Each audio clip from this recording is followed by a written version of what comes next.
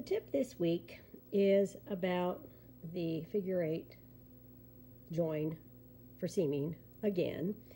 And this is something that I see as a perennial problem for my students in my finishing class and also for people doing the master's program. And I'm going to show you the way that I do it. And I'm going to show you twice. First, I'm going to do it on swatches where I've used the smooth side of the cast on.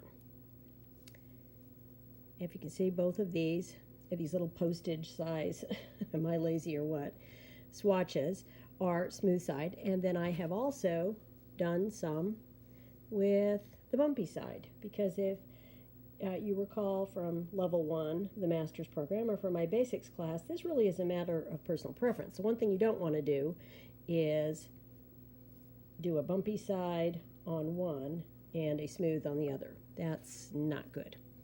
So put those bumpy ones over there.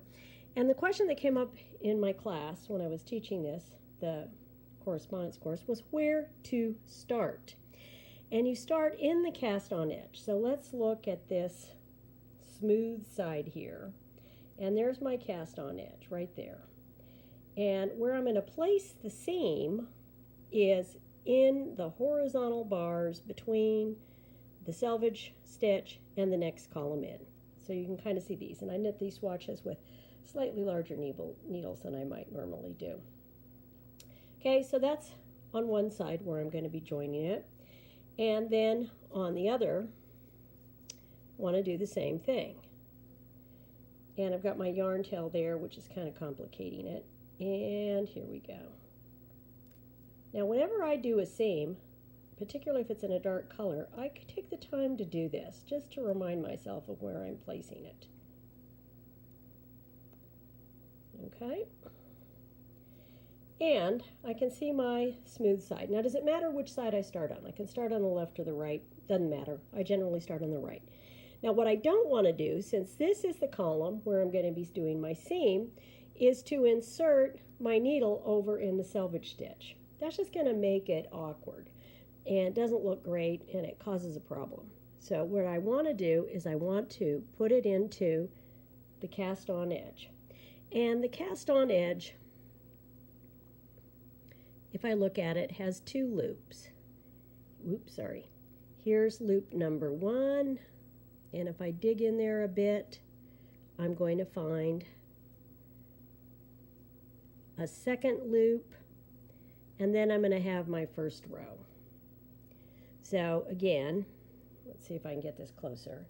I've got the first loop, and I'm doing this by looking at the camera instead of, okay. Then I have a loop in between it and the first cast on edge. I generally go into both of those things. So I'm going to go into my cast on edge on one side, and I'm going to do, the same thing on this side. I'm going to go into that first loop. Okay, so, and anytime you see them, you got yarn tails and you got all this stuff, and it's just a mess.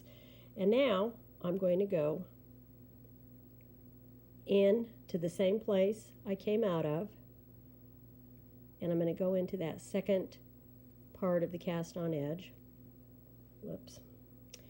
And if I look at this, if I pull it out, you can see that it is a figure 8. So that's why it has that name.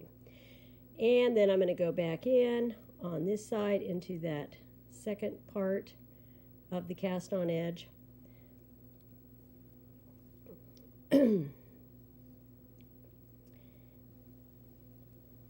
And then I'm going to go in on the right side piece into the first row. Now, why do I do this? Well, it is really easy when you are seaming to not line the rows up correctly. And if you take care to get both of those parts of the cast on edge, you're not going to mistake one for the first row on one side and not on the other. And then it's just the same old mattress stitch. And if you want to know how to do the mattress stitch, God knows I got enough videos on those too. And I'll do one more row over here, and then I'll pull it tight. Now, in my blog entry, I'll have photos of these things, the steps, and finished, so you can see what they look like. And how did my yarn tail get caught there? This is the, okay.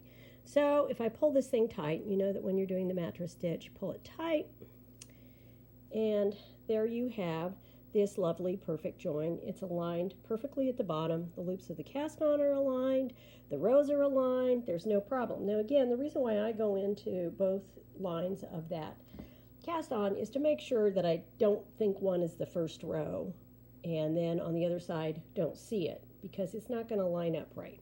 And here's the beauty of this. I've just pulled the yarn out because I was too tired to cut another piece of thread. And here's our bumpy side. And so let's look at it.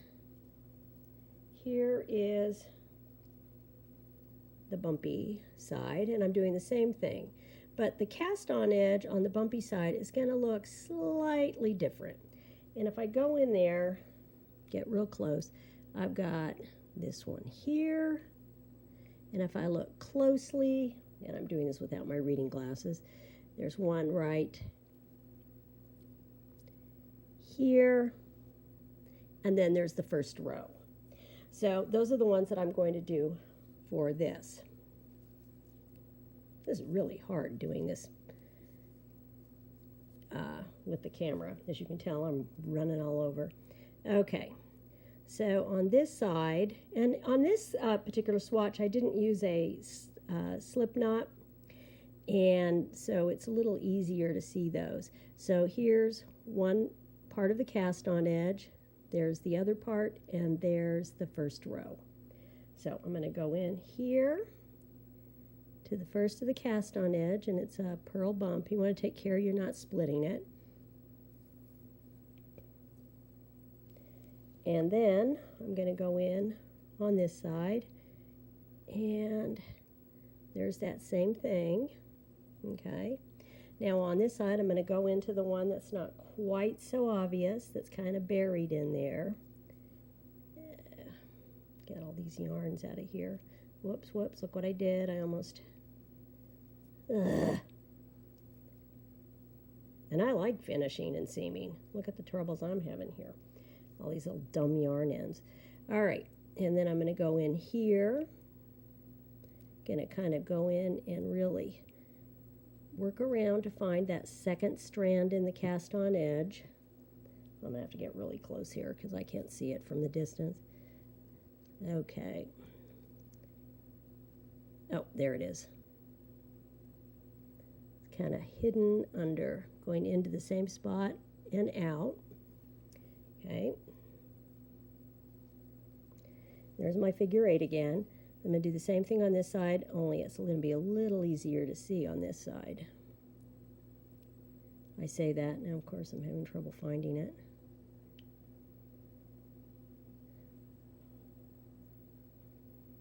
Oh, there we go. All right.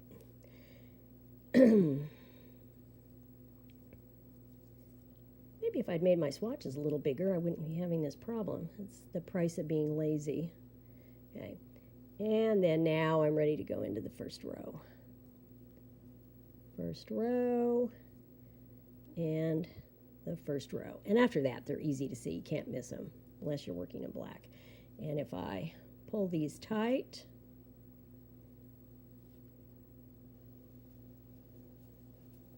you can see that they're lined up perfectly, except I got those two, parts of the purl bumps together, but hey, what do you want? Can't avoid that.